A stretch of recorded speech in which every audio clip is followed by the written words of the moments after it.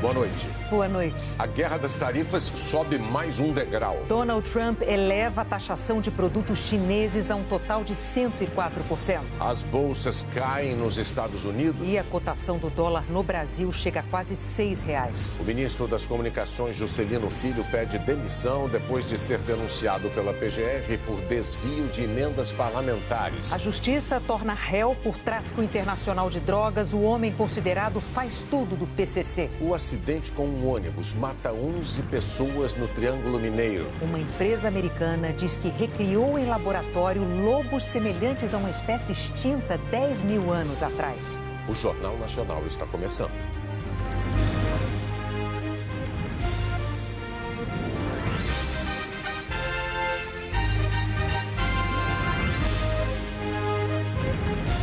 Inscreva-se no canal e ative as notificações para não perder mais edições.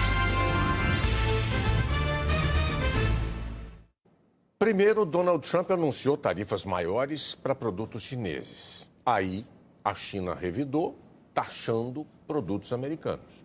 Mas o presidente dos Estados Unidos dobrou a aposta e decidiu cobrar ainda mais imposto de tudo que importar da China.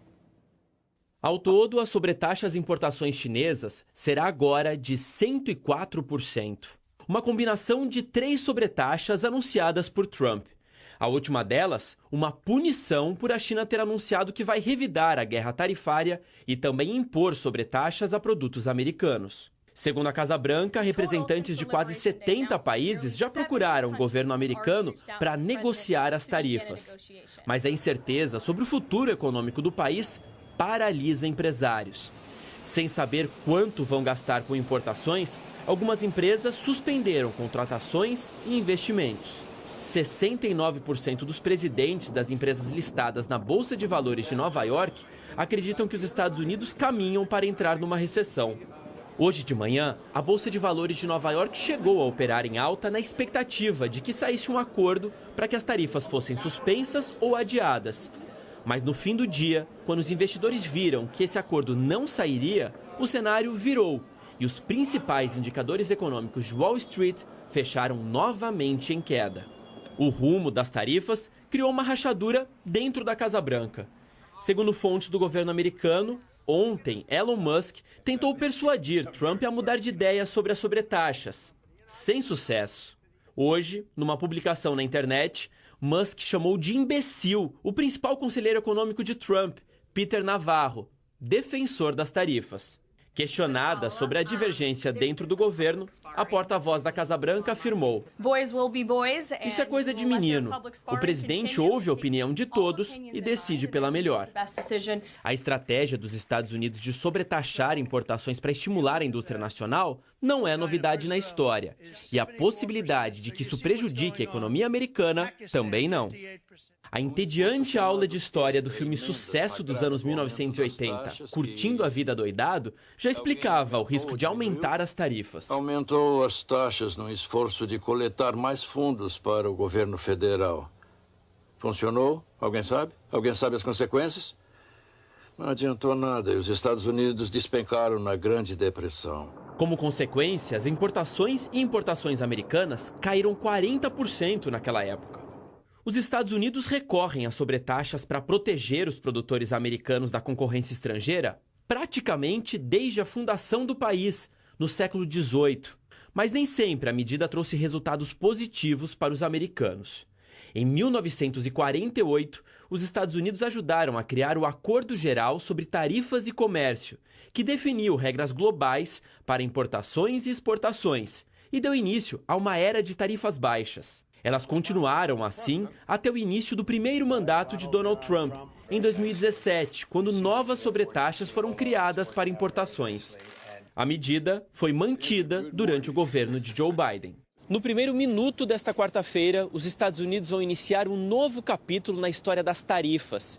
É quando entram em vigor sobretaxas adicionais a cerca de 60 países, que, segundo o governo americano, são os que mais impõem taxas, financeiras ou não, ao país. O principal índice da Bolsa de Valores brasileira caiu 1,32%. O dólar comercial chegou a operar acima de R$ 6,00, mas fechou a R$ 5,99, o maior valor desde 21 de janeiro. A União Europeia pediu hoje que a China negocie com os Estados Unidos uma saída para a guerra das tarifas. Mas os europeus também preparam medidas em resposta às taxas americanas.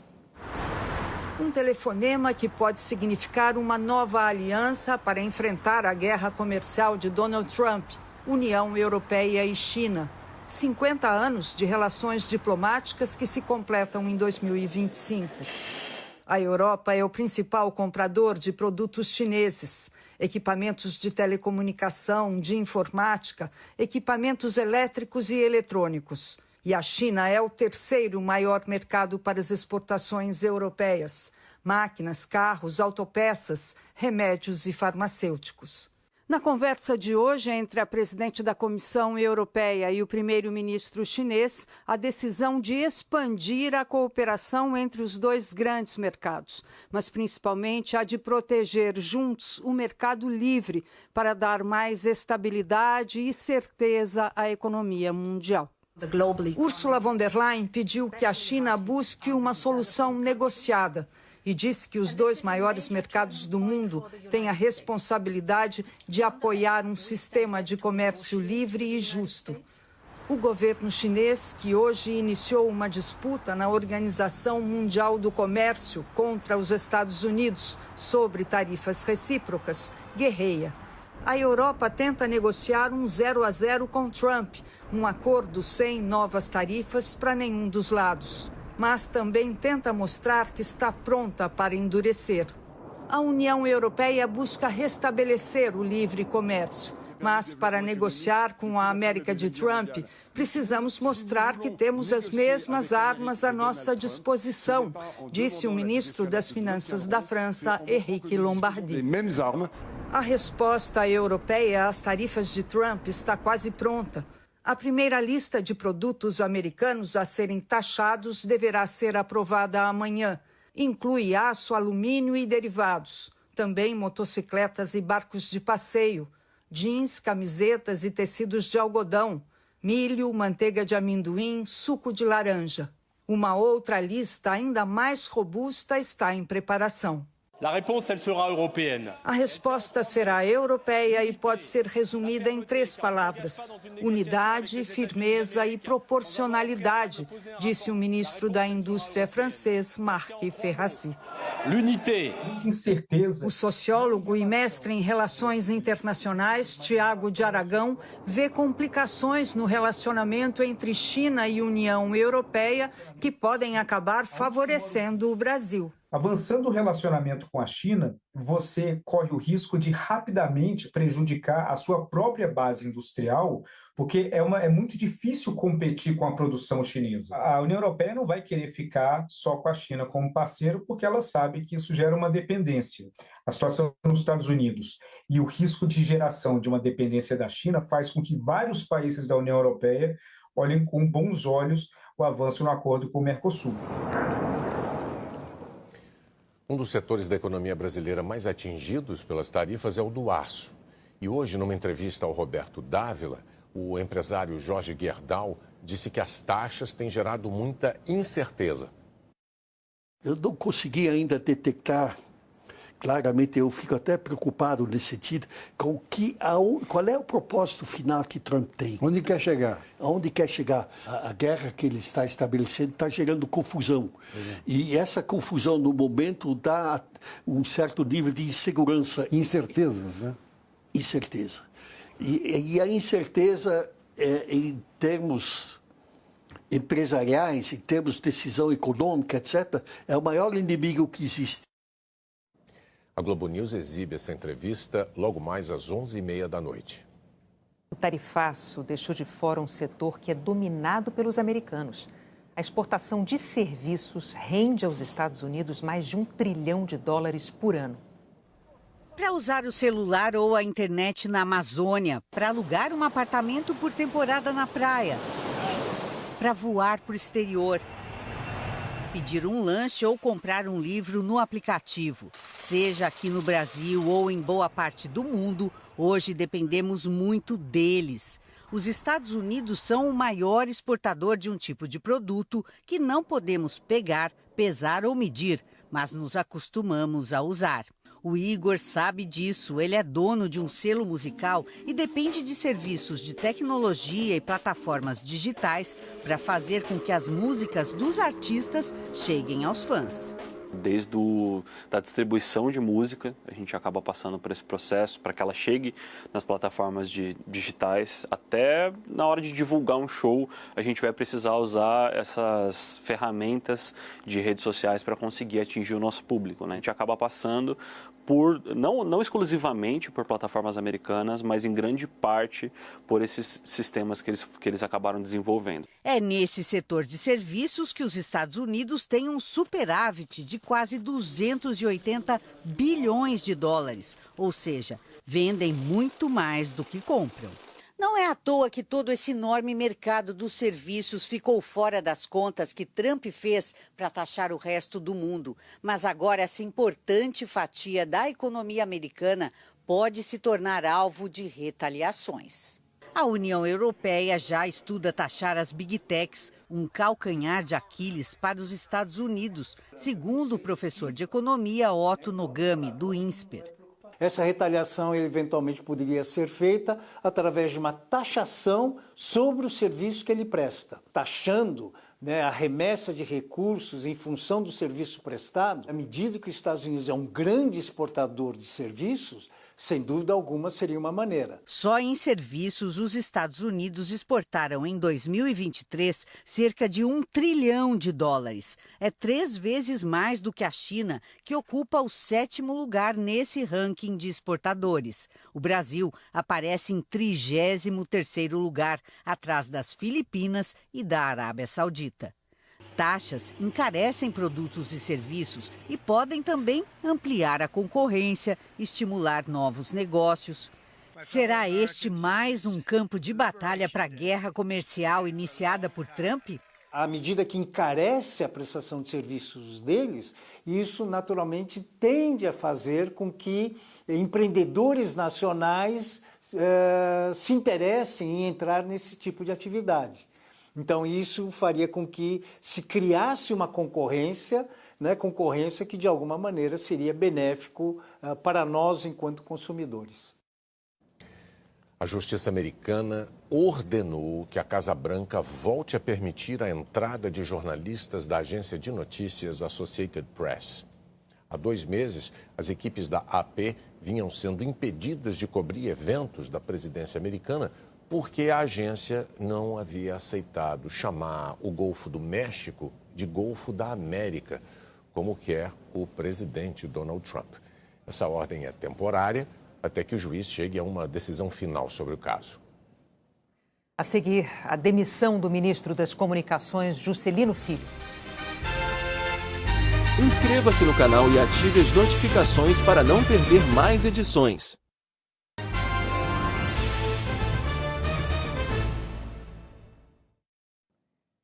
A Justiça Federal do Paraná tornou réu o homem considerado faz-tudo do PCC e mais 13 acusados de tráfico internacional de drogas. A Polícia Federal investiga dezenas de empresas suspeitas de lavar dinheiro. A rede de lavagem de dinheiro do tráfico de drogas envolve diversas pessoas e empresas espalhadas por todo o país. O chefe dessa rede é William Barilli Agatti, segundo os investigadores. Ele está preso desde janeiro. Barilli se apresentava como empresário, mas segundo a polícia ele era uma espécie de faz-tudo do PCC, apontado por um delator como o concierge da facção.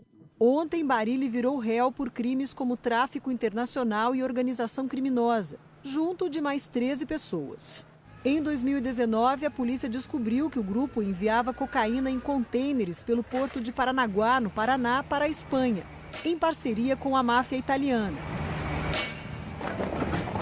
Os criminosos também mandavam cargas para a Europa em jatos particulares. Segundo os policiais, William Barilli era sócio no tráfico de Edmilson de Menezes, o Grilo, integrante do PCC que morreu no ano passado. O esquema é tão complexo que os investigadores estão atuando em etapas. Esse primeiro processo na Justiça só trata do tráfico de drogas. Enquanto isso, as apurações sobre a lavagem de dinheiro continuam. E esse é o núcleo da organização com mais gente envolvida, de acordo com a Polícia Federal.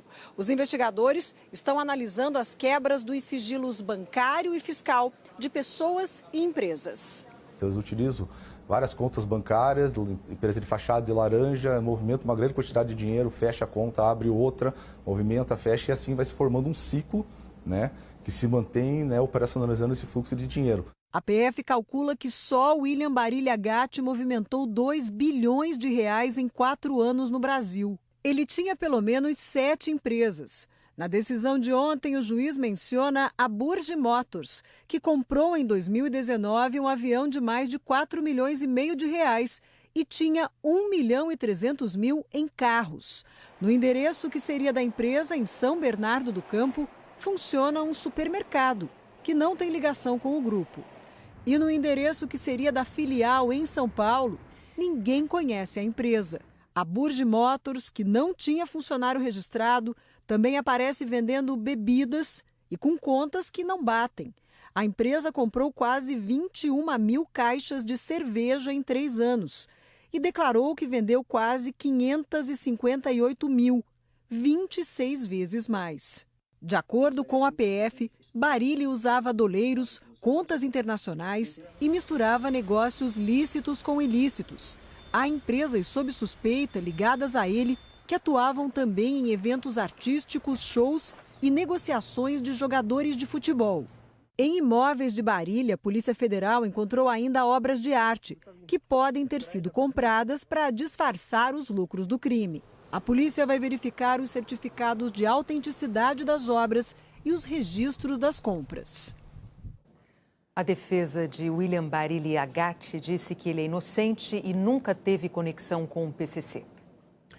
Bandidos atacaram ao mesmo tempo uma agência bancária, o quartel da Polícia Militar e a sede da Guarda Municipal de Guaxupé, no sul de Minas Gerais.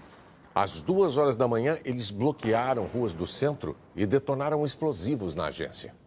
Depois de 1 hora, fugiram e abandonaram 5 carros na zona rural de Monte Santo de Minas. A polícia não divulgou o valor roubado. Um PM teve ferimentos leves. O ministro da Justiça, Ricardo Lewandowski, apresentou hoje o texto da PEC da Segurança aos líderes dos partidos e ao presidente da Câmara. O governo quer enviar a proposta para o Congresso na semana que vem. O texto coloca o Sistema Único de Segurança Pública na Constituição Federal, como é com o SUS. Segundo o Ministério da Justiça, a mudança dará mais segurança jurídica para a União atuar, principalmente no combate ao crime organizado. A PEC ainda estabelece o compartilhamento de informações de segurança entre os estados e amplia as atribuições da Polícia Rodoviária Federal, que passaria a cuidar do policiamento ostensivo também em ferrovias e hidrovias. O governo federal incluiu na proposta decisão recente do Supremo Tribunal Federal que concedeu à Guarda Municipal poder de polícia ostensiva, o que permite a ela efetuar prisões em flagrante. Essa mudança é uma reivindicação de estados e municípios. O ministro da Justiça, Ricardo Lewandowski, busca apoio ao projeto. A primeira versão da PEC, apresentada no fim do ano passado, recebeu críticas de governadores que temiam perder autonomia. O governo fez mudanças para atender aos estados. Na saída da reunião com líderes de partidos e o presidente da Câmara, Lewandowski disse que há consenso sobre a necessidade de priorizar o debate sobre segurança pública. Eu acho que agora, tanto o Poder Executivo quanto o Poder Legislativo deve à sociedade brasileira a discussão desse grande tema, que é o tema relativo à segurança pública, que ao lado da educação e a saúde preocupam o cidadão comum. O presidente da Câmara, Hugo Mota, do Republicanos, disse que dará prioridade ao tema. Importante dizer que todos os partidos estavam aqui representados, os partidos da oposição, os partidos da base aliada, e todos concordaram com a urgência da Câmara dos Deputados dar uma resposta para essa situação da segurança pública. Hoje, o Conselho de Secretários de Segurança se posicionou sobre o texto. A proposta atende os estados no que diz respeito ao compartilhamento de informações e ao respeito ao Pacto Federativo, mas temos a expectativa de mudanças na legislação infraconstitucional para que possamos atacar problemas como, por exemplo, a questão das audiências de custódia ou da progressão de regime, que são problemas que geram uma grande reincidência na criminalidade, que preocupam essa política de dia a dia no combate à violência em todos os estados. O ministro das Comunicações, Juscelino Filho, do União Brasil, pediu demissão 4 dias depois de ter sido denunciado pela PGR por desvio de emendas parlamentares. Juscelino Filho nega a acusação. O caso se refere à época em que Juscelino Filho era deputado federal e destinou verbas de emendas parlamentares para a prefeitura de Vitorino Freire, no Maranhão, que era comandada pela irmã dele, Luana Rezende. Segundo a Polícia Federal, o dinheiro foi repassado para a Codevasf, a Companhia de Desenvolvimento dos Vales do São Francisco e do Parnaíba, para financiar obras de pavimentação. Mas, de acordo com a investigação, as empresas contratadas eram de fachada. Juscelino Filho foi acusado pelos crimes de organização criminosa, agravado pelo exercício de comando, fraude licitatória, peculato e corrupção ativa. A denúncia está sob sigilo. O relator do caso no STF, ministro Flávio Dino, vai abrir prazo para a manifestação dos advogados de defesa e deve levar a denúncia a julgamento na primeira turma. Se os ministros aceitarem, Juscelino Filho se tornará réu e vai responder a uma ação penal. Hoje, o União Brasil, partido de Juscelino Filho, prestou apoio ao ministro e disse que denúncias não equivalem a culpa e que o princípio da presunção de inocência deve ser respeitado. A defesa de Juscelino Filho disse que o ministro reafirma sua total inocência e destaca que o oferecimento de uma denúncia não implica em culpa. Que o caso não possui qualquer relação com sua atuação à frente do Ministério das Comunicações. De acordo com a Secretaria de Comunicação da Presidência, Lula ligou para Juscelino no início da tarde e pediu para que o ministro pedisse demissão para se concentrar na defesa fora do governo.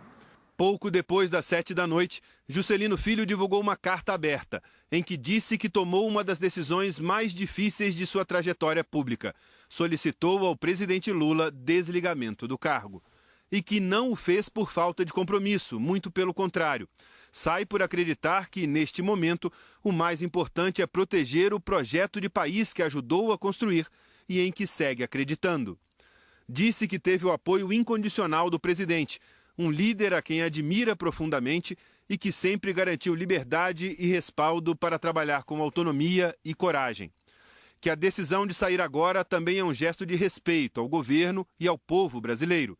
Que precisa se dedicar à defesa com serenidade e firmeza, porque sabe que a verdade há de prevalecer, que as acusações são infundadas e que confia plenamente nas instituições, especialmente no Supremo Tribunal Federal. Disse ainda que retomará o mandato de deputado federal pelo Maranhão e que sai do ministério com a cabeça erguida e o sentimento de dever cumprido. Com a saída de Juscelino Filho, o governo Lula completou 10 trocas na equipe ministerial desde o início do mandato, em 2023. O presidente Lula está em um voo para Honduras, onde deve chegar no final da noite de hoje. Até o momento, o Palácio do Planalto não se manifestou sobre o substituto.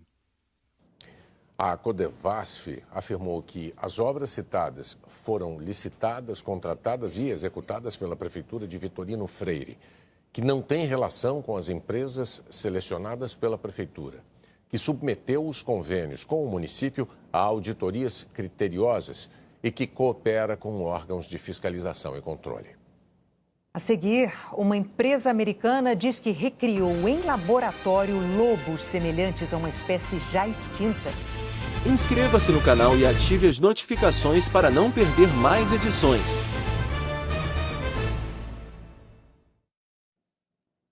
Um acidente de ônibus matou 11 pessoas em Minas Gerais.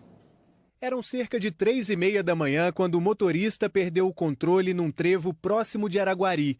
53 passageiros estavam no ônibus que saiu de Anápolis, em Goiás, com destino a São Paulo. Ele estava muito rápido e não conseguiu frear e virou de uma vez. 10 pessoas morreram na hora e uma no hospital. 2 vítimas eram crianças. Os indícios levam aqui que aqueles passageiros que foram ejetados, infelizmente, fatalmente, eles estavam sem o cinto de segurança. Sobreviventes disseram que o motorista tinha pressa. Passou acima da velocidade, pegou o meio-fio, tentou desviar, o ônibus deu aquela balançada e veio a virar. A polícia militar ouviu o motorista na UPA de Araguari. O teste do bafômetro não detectou álcool no organismo dele. Ele viu um vulto em seu retrovisor e, para evitar ali uma colisão, ele acionou o sistema de freios e direcionou o veículo. Porém, uma das rodas veio a colidir ali no meio-fio do canteiro, onde o ônibus veio a tombar. A empresa Real Expresso declarou que colabora com as investigações e presta auxílio às famílias. Foi um momento muito difícil. Faço 42 anos amanhã. Nasceu de novo? Nasci de novo. Entre os 7 passageiros graves trazidos aqui para o hospital da Universidade Federal de Uberlândia estava uma mulher grávida de 8 meses. Ela passou por uma cesárea de emergência e por uma cirurgia para amputar um braço. A bebê está na UTI neonatal em quadro estável. O pai, que preferiu não se identificar, relatou os momentos de pânico. Na hora que eu fui tentar puxar ela, o ônibus já deitou, todo mundo já saiu, aí só escutei gritos, preocupado, com muita dor e rezando todo momento para que minha esposa saia bem e minha filha também. Morreu hoje o ex-jogador Ailton Correia de Arruda. O pernambucano que conquistou fãs na posição de goleiro e com o apelido de Manga. O recifense foi ídolo no Botafogo e no Internacional e conquistou títulos também pelo Grêmio, pelo Coritiba e ainda no Uruguai e no Equador. Manga foi titular da seleção na Copa de 1966 na Inglaterra. O Dia do Goleiro, 26 de abril, foi criado em homenagem a ele. Manga foi vencido por um câncer há 18 dias de completar 88 anos.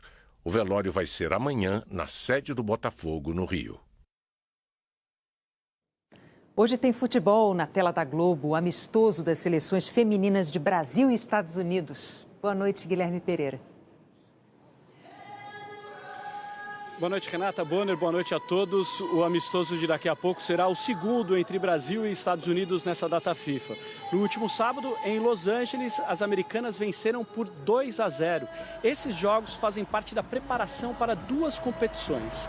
A Copa América, em julho deste ano, no Equador, que vale vaga nos Jogos Olímpicos de Los Angeles em 2028. E a Copa do Mundo de 2027, que será realizada no Brasil. Por isso, amistosos como o de hoje são importantíssimos para o desenvolvimento da equipe. O Brasil venceu as americanas apenas 3 vezes em 42 jogos, nunca aqui nos Estados Unidos. O técnico Arthur Elias vai fazer 5 ou 6 substituições em relação à equipe que começou o jogo do último sábado. E o objetivo principal é dar chances para as jovens jogadoras que terão mais protagonismo neste ciclo. 18 mil ingressos foram vendidos. Este estádio aqui em São José estará lotado. O Futebol na Globo começa às 11h20 da noite, logo depois do BBB.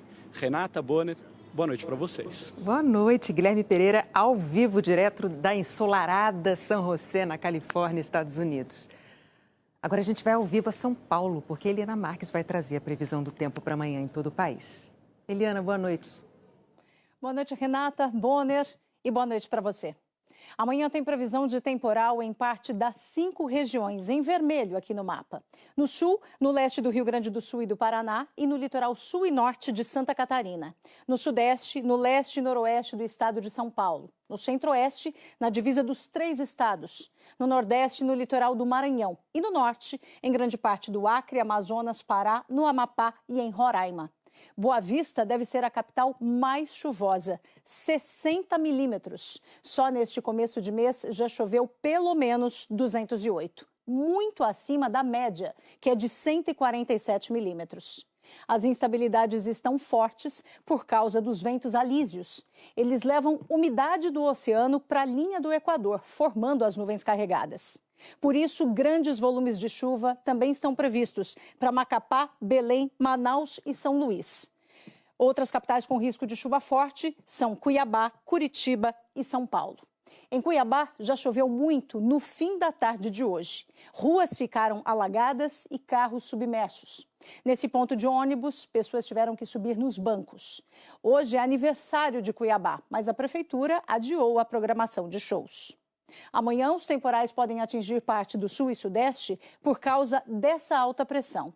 O giro dela fará o vento descer de nordeste. E como esse vento é mais quente e úmido, as condições estarão favoráveis à formação de uma baixa pressão, que costuma provocar fortes pancadas de chuva.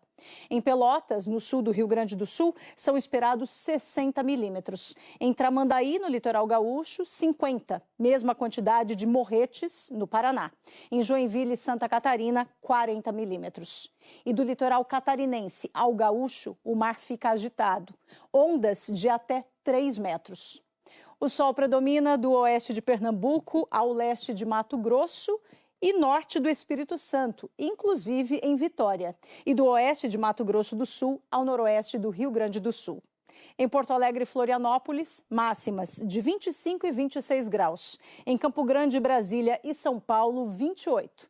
No Rio de Janeiro e em Porto Velho, 32. E Teresina deve ser a capital mais quente, com 33 graus. Renata Bonner. Obrigado, Eliana. Até amanhã.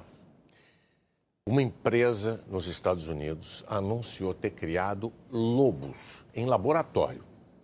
Só que, para espanto geral, lobos com características semelhantes à de uma espécie extinta 10 mil anos atrás. Durante milhares de anos, os lobos terríveis dominaram vastas regiões do continente americano.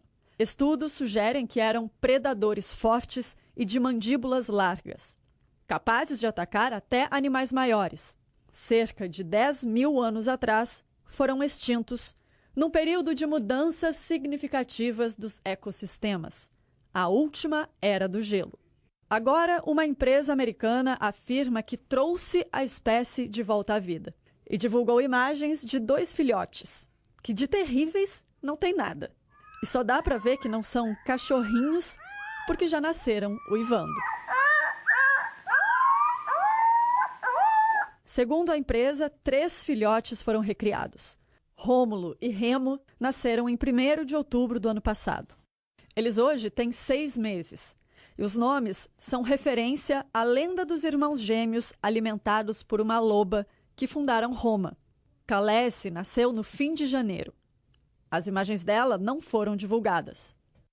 A Colossal Biosciences diz que os 3 estão num local secreto. Para recriar os lobos, os pesquisadores usaram amostras de DNA do lobo terrível presentes em 2 fósseis. Um dente de 13 mil anos, que estava em Ohio, e um pedaço de crânio de 72 mil anos, escavado em Idaho. Os cientistas, então, analisaram o código genético, que guarda todas as informações que definem características físicas, como cor dos olhos, cor do cabelo. Com os dados do lobo terrível em mãos, os cientistas procuraram qual espécie atual preserva algum grau de parentesco com ele. E chegaram ao lobo cinzento. E aí depois entenderam quais genes eram iguais ou diferentes entre as 2 espécies e fizeram 20 edições, ou seja, 20 modificações, para que o DNA do lobo cinzento ficasse de acordo com o DNA da espécie extinta. Depois disso, transferiram o núcleo da célula para um óvulo. Este óvulo foi cultivado e depois implantado no útero de uma cachorra doméstica, que deu à luz os filhotes. Veja nesse quadro a diferença de porte entre um cão da raça Husky, um lobo cinzento e um lobo terrível. Ele teria 1 metro de altura e 2 de comprimento. A empresa diz que ressuscitou a espécie. O professor de ciências biomédicas da Universidade de Cornell, Adam Boyko, discorda. Isso não é uma desextinção. O que foi criado não foram lobos terríveis. Eles receberam modificações que lhes deram a aparência desses lobos, mas não é a mesma coisa, afirmou o professor ao Jornal Nacional. Os resultados do experimento ainda não foram publicados em revistas científicas e nem revisados por outros cientistas. A empresa afirma que a técnica pode ser usada para evitar a extinção de animais ameaçados. Mas, embora seja um avanço importante na ciência, alguns especialistas levantam questões éticas sobre a ideia de modificar ou recriar espécies já extintas e das eventuais consequências de soltar esses animais no ecossistema. O Jornal da Globo é depois do amistoso da seleção feminina. Boa noite. Boa noite para você, até amanhã.